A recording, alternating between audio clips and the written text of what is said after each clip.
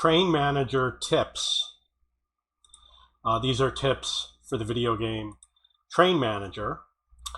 So first of all, this is kind of like what the map is going to look like for the United States once you get most of the stations. Denver is the only one that I haven't put any trains in. And then there's a few stations here in Texas, such as San Antonio and Austin and Fort Worth. When you make a connection, for example, when I add San Antonio, it's going to share a line with Dallas. So there's going to be little to no reason to run two trains on the same line. The other thing that happens is the stations that are near the water, near the coast, will have a lot of the short lines. For example, over here in Long Island, there's a short line over here. This is where you can put the cheaper trains on. And you can see over here, it looks like perhaps Philadelphia or Washington, D.C. It's got to be Philadelphia. You can see that there's a couple lines that are really short. I tried the circle lines. The circle lines don't make a lot of money, and it's going to take like 500 departures or some crazy high number of departures before you're going to break even on the circle lines. Some of the lines are not going to connect because you're going to have a train that's not going to be able to make it to the next station. When you buy fuel, my advice is you buy it underneath the average. So in this case, 4,000 is the average. And with the spot, which is electricity, you're going to buy it at the average or below. There's something here called Hire Consultant. Don't use it. It's a complete waste of money.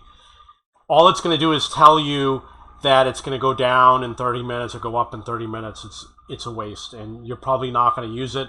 And it costs way too many points. It's like 20 points. The achievements are really useful. Unfortunately, I completed all of them. So over here, you've got some information that's not really that useful.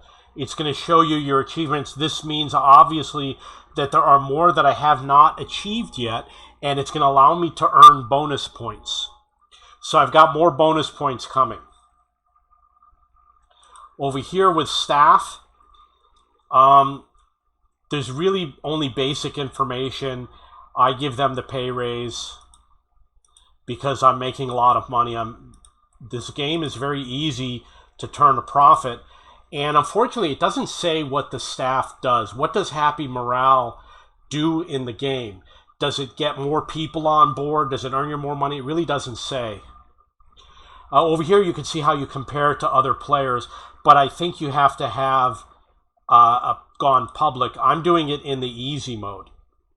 You have to do an IPO. So over here I have all of the trains that I own, and you can use this option to buy more trains. Only buy it when you need it, and my advice is to buy 10 at a time. I advise you don't get the freight trains. Maybe, I've got 83 trains, I still don't have freight, and I wanted to get it, but unfortunately I don't have the points, so there's really nothing I can do. And if you get it too early, you're going to run into trouble because it's going to be a little bit costly and it's not really going to make more money. And people have reported you make more money with passenger trains than you do for freight. So over here's how you place an order.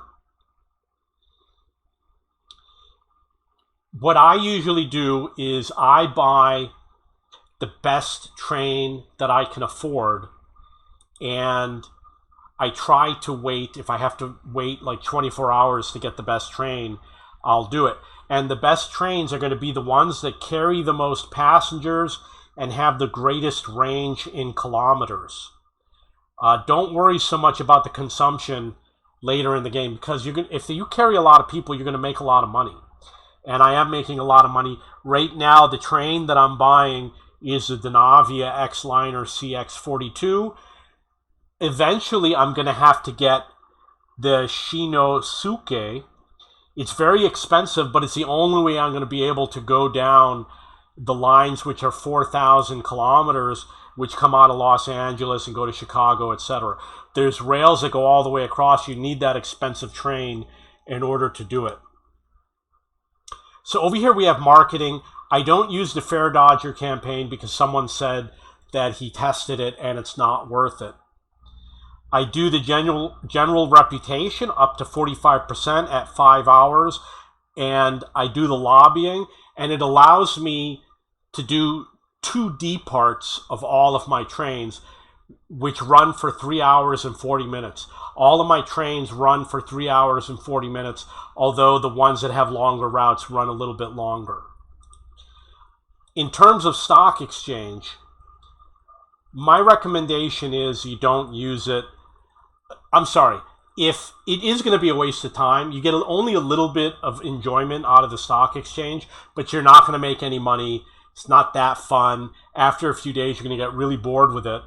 So don't get too concerned about it. Save your points for fuel and for spot. And over here, you can look at your income, expenses, and the summary of your transactions. So now for repairs, you have to repair when it gets to 80%. This particular train is at 76%, which means that it will soon go for a repair. If it doesn't, if it gets up to 80%, it will not depart. You have to wait until it gets to a station. You hit the repair button, you pay the fee, and then you'll be able to depart it. You don't have to worry about the train crashing or anything like that. Here's a modify option. What you can do is you can add more passengers. You can change the speed. You can change the fuel consumption. You can change the range. If you adjust the speed, your fuel consumption might also go up. And if you adjust the range, your capacity might go down. So that's what happens. You adjust one and it affects the other. And I made the decision not to modify anything. Because, you know, I played Airline Manager 4 for 2 years. This game is better than Shipping Manager, but it's not as good as Airline Manager 4. Airline Manager 4 has a bit more features in it. Although this is pretty good, I do like this a lot better than Shipping Manager. For example, I just don't play Shipping Manager anymore because I kind of got bored with it. So those are most of my tips. There's obviously a lot more tips. When I do the colors, I usually do matching colors. You'll see that there's sometimes 2 trains on the same route.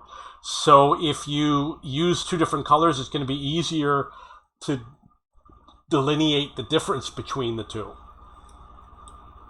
And I started over here and moved to the East Coast, moved south, moved west, and then I came up around here. I'm going to be filling in Denver, and then all the rest are going to be here in Texas. And I'm sure that in about 2 weeks, I'm going to have everything completed. Okay, so those are my tips. In terms of going international, you're going to want to start with a big country because you're going to have a lot of stations and a lot of rails. So another option is going to be Brazil or India or China. And I would like to go international. I would like to move into Canada or Mexico. But the problem is I can't get points. They don't offer them for sale. And they don't offer them for sale on the PC version, so I can't get them. If you buy a train, you have to wait. A big train, you might have to wait more than 24 hours. If you increase your capacity for the train yard, you have to wait a few hours, like 4 or 5 hours. If you buy a station, you get it immediately. And the stations are expensive. I think I paid $14 million for my last station. Okay, these are train manager tips. If you have any questions or comments, please post below. And don't forget, I'm the owner of cheapbooks.com. Go to cheapbooks.com to search for books and textbooks.